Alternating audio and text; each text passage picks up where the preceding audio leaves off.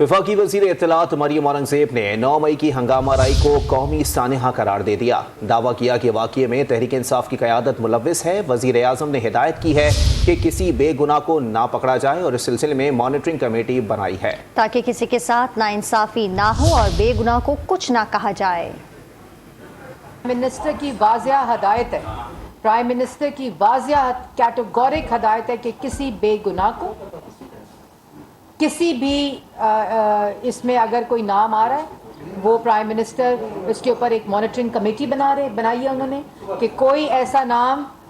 ख़वातीन का, बच्चों का जिसके साथ किसी किस्म की भी नाइंसाफ़ी हो और अगर वो बेगुनाह है तो वो जो लिस्ट है जहाँ गिरफ्तारियाँ हो रही हैं उसके ऊपर एक मॉनिटरिंग कमेटी बना दी गई है जो इस चीज़ को देख रही है कि किसी के साथ ज़्यादती ना हो, किसी बेगुनाह के साथ ज़्यादती नहीं होगी, लेकिन किसी मुजरिम के साथ कोई रियायत बरती नहीं जाएगी।